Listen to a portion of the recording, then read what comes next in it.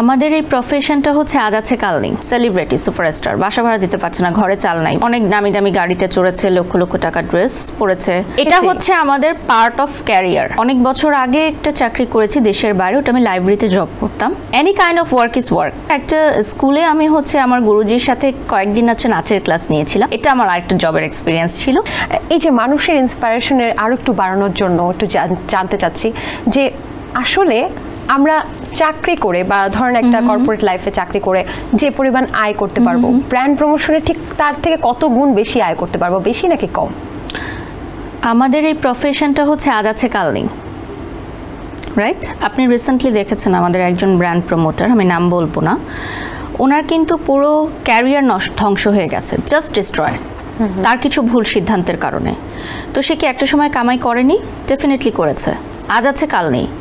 কালকে মানুষ যে আমাকে ডিস্ট্রয় করে দিবে না বা আমার ক্যারিয়ার ডিস্ট্রয় হয়ে যাবে না, বা এই যে কোভিড সিচুয়েশন যখন হলো, কারো ঘরে কোনো টাকা ছিল না, যারা সেভিংস করেছে তাদেরটা আলাদা। এরকম অনেক মানুষকে আমি দেখেছি বাসা ভাড়া দিতে পারে নাই। সেলিব্রিটি সুপারস্টার, বাসা ভাড়া দিতে পারছে না, ঘরে চাল নাই, বাইরে গিয়ে বলতেও পারছে না, সবাই তাকে চিনে। স্টিল রাইট নাও এরকম অনেক আর্টিস্ট আছে যারা হয়তো নাটকে আছে, নাচের ক্ষেত্রে আছে। আমরা তো কথা বলি এগুলো নিয়ে, মানে কথা হয় যখন আমরা বসি আড্ডা দিই কলিগসরা মিলে। তো একটা সময় হয়তো এরকম ছিল যে সে অনেক দামি দামি গাড়িতে চড়েছে, লক্ষ লক্ষ টাকা ড্রেস পরেছে, এখন তার ঘরে ভাত নাই, চালটা কেনার পর্যন্ত বাজারে টাকা নাই। সো দিস ইজ লাইফ, আর্টিস্টদের লাইফ এরকমই হয়। হ্যাঁ, বা সে একটা বড় অসুখে পড়েছে, এখন ওই অর্থায়নটা নাই যে সে ওটা দিয়ে চিকিৎসা করবে। এটা আমি কোনো নেগেটিভ ভাবে বলছি না, একদমই আমরা তো দেখেছি। এটা হচ্ছে আমাদের পার্ট অফ ক্যারিয়ার। হ্যাঁ, যে আপনি আজকে হাই রেমুনারেশন নিয়ে কাজ করছেন, আপনি আজ থেকে আরও কয়েক বছর পর এই সেম রেমুনারেশন দিয়ে আপনাকে কেউ কাজ করবে না, আপনার জায়গায় আরও 10 জন চলে আসবে, নতুনরা আসবে, পুরনোরা সরে যাবে।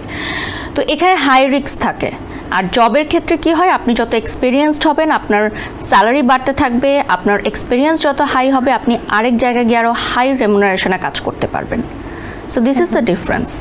কিন্তু তারপরেও ধরেন একই সাথে কর্পোরেট জব যদি আমি এখন নিতাম বা এখন যদি আমি ব্র্যান্ড প্রমোশন করি, কত গুণ বেশি ইনকাম করা সম্ভব? বা বলে না যে বাড়ির সহগ যদি এখন কর্পোরেট জব করতো, তাহলে যে পরিমাণ আয় করতো তার কোয়ালিফিকেশন অনুযায়ী তার থেকে বেশি কি, তার থেকে কত গুণ বেশি আসলে ব্র্যান্ড প্রমোশনে আয় করছে? আমি আসলে কখনো চাকরি করি নাই ওভাবে। আমি অনেক বছর আগে একটা চাকরি করেছি দেশের বাইরে, ওটা আমি লাইব্রেরিতে জব করতাম। তো ওখানে হচ্ছে চাইনিজ বাচ্চারা ছিল, মালে বাচ্চারা ছিল। তো আমি যে কাজটা করতাম সেটা হচ্ছে ওরা যখন চলে যেত তখন আমি লাইব্রেরি গুছকাজ করে রাখতাম, মানে এটা ছিল আমার জব। হ্যাঁ, অনেস্টলি বলছি, আজকে অনেস্ট, এটা বলতে আমার কোনো লজ্জা নাই, কিন্তু any kind of work is work. তো আমি ওখানে পার্ট টাইম জব করতাম, স্কুল ছুটি হয়ে গেলে ওরা এলোমেলো করে চলে যেত, তো ওটা আমি ঠিক করতাম। তো সবচেয়ে মজার ব্যাপার হচ্ছে যে কখনোই আমাকে কোনো কিছু ঠিক করে রাখতেই হয় নাই, কারণ ওখানের বাচ্চারা এত ওয়েল এডুকেটেড, এত ওয়েল বিহেভড, ওরা নিজেরাই সব এলোমেলো করতো, নিজেরা আবার যাওয়ার আগে সব ঠিক আগের জায়গায় করে রেখে যেত। তা আমার কাছে এটা খুব মজা লাগতো যে আসলে যে কাজে আমাকে নিয়োগ দেওয়া হয়েছে সে কাজটা আমাকে করতে হচ্ছে না। মানে ওরা এত কিউট এবং ওরা নিজেরাই নিজেদের কাজগুলো করে ফেলে, বাচ্চার একদম ছোট ছোট বাচ্চা, মানে আমার মেয়ের বয়সী। জবের এক্সপিরিয়েন্স ওইটাই আমার একটা ছিল।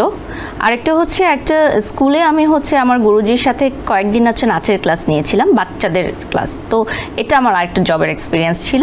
তো এছাড়া আমার কোনো আসলে জবের এক্সপিরিয়েন্স হয় নাই, সো আমি আসলে ভাবে বলতে পারবো না। সেনসেশন ক্লাসিক স্ট্রবেরি ও কফি ভ্যারিয়েন্টে